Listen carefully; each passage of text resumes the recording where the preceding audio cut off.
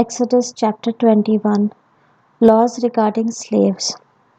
These are the ordinances you shall lay before them. When you purchase a Hebrew slave, he is to serve you for 6 years, but in the 7th year he shall leave as a free person without any payment. If he comes into service alone, he shall leave alone. If he comes with a wife, his wife shall leave with him. But if his master gives him a wife and she bears him sons or daughters, the woman and her children belong to her master, and the man shall leave alone. If, however, the slave declares, I love my master and my wife and children, I will not leave as a free person, his master shall bring him to God, and there at the door or doorpost he shall pierce his ear with an awl, thus keeping him as his slave forever. When a man sells his daughter as a slave, she shall not go free as male slaves do, but if she displeases her master, who had designated her for himself, he shall let her be redeemed. He has no right to sell her to a foreign people, since he has broken faith with her.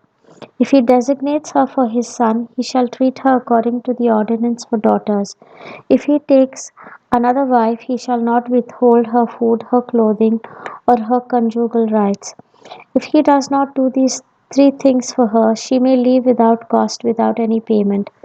Personal injury. Whoever strikes someone a mortal blow must be put to death. However, regarding the one who did not hunt another down, but God caused death to happen by his hand, I will set apart for you a place to which that one may flee. But when someone kills a neighbor after maliciously scheming to do so, you must take him even from my altar and put him to death. Whoever strikes father or mother shall be put to death.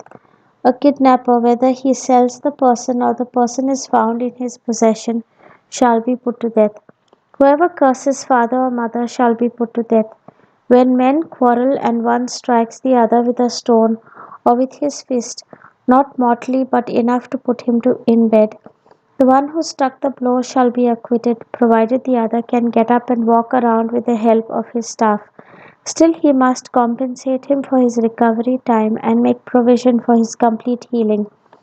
When someone strikes his male or female slave with a rod, so that the slave dies under his hand, the act shall certainly be avenged.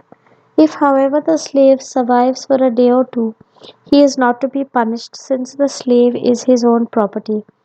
When men have a fight and hurt a pregnant woman so that she suffers a miscarriage, but no further injury, the guilty one shall be fined as much as the woman's husband demands of him, and he shall pay in the presence of the judges. But if injury ensues, you shall give life for life, eye for eye, tooth for tooth, hand for hand, foot for foot, burn for burn, wound for wound, stripe for stripe. When someone strikes his male or female slave in the eye and destroys the use of the eye, he shall let the slave go free in compensation for the eye. If he knocks out a tooth of his male or female slave, he shall let the slave go free in compensation for the tooth.